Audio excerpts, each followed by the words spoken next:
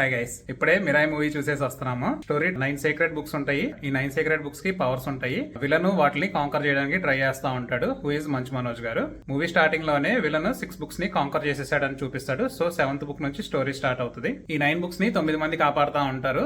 ఈ 9 మందికి కొంచెం హెడ్ లాగా శ్రియా గారు ఉంటారు అనమాట. శ్రియా గారు ఫ్యూచర్ ని చూడగలరు అండ్ హీరో వాళ్ళ మదర్ కూడా. ఆ ఫ్యూచర్ లో భాగంగానే విలన్ ఆ 9 బుక్స్ ని కాంకర్ చేసేలాగా చూసిద్ది అనమాట already. And then after 24 years heroine శ్రియాకి నమ్మకస్తుడైన వాళ్ళ కూతురు అనమాట హీరోని వెతుక్కుంటా హైదరాబాద్ వస్తుంది. అండ్ హీరోని కన్విన్స్ చేసి మళ్ళీ హిమాలయాలకు తీసుకెళ్లి 9th బుక్ ని విలన్ కాంకర్ చేయకుండా ఉండేలాగా హీరోని కన్విన్స్ చేసి తీసుకెళ్ళడానికి వస్తుంది అనమాట. సో ఫస్ట్ హాఫ్ కి వచ్చేసరికి తేజ సజ్జా యాక్షన్ చాలా బాగుంది. స్టోరీ లైన్ పర్ఫెక్ట్ గా ఉంది అండ్ డైరెక్షన్ కూడా చాలా బాగుంది. ఫస్ట్ హాఫ్ లో వచ్చేసరికి కామెడీ కూడా సూపర్ ఉంది అండ్ స్టోరీలో కలిసిపోయింది.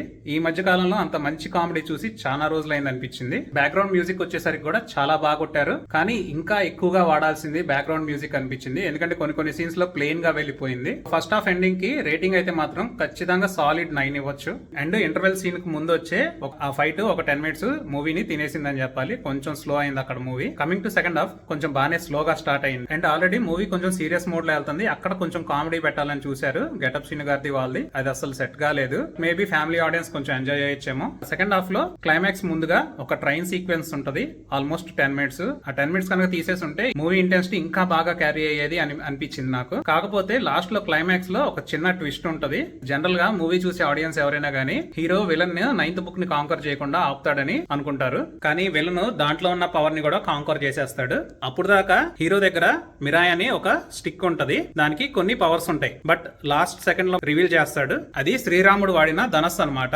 ఒకే ఒక రామబాణం తోటి విలన్ ని సింపుల్ గా లేపేసినట్టు చూపించినా గానీ అది రామబాణం కాబట్టి దానికి తిరుగులేదు అనే దానికి జస్టిఫికేషన్ కుదిరిద్ది అక్కడ. ఇంతవరకు పార్ట్ 1. సెకండ్ పార్ట్ లో విలన్ వచ్చేసి రానా గారు. ఓవరాల్ గా మూవీ ఫ్యామిలీతో ఎంజాయబుల్, కానీ ఒక 20 minutes మాత్రం కట్ చేయొచ్చు మూవీలో. సాలిడ్ 8 ఇవ్వచ్చు మూవీకి. Thank you very much. Enjoy the movie in theatres.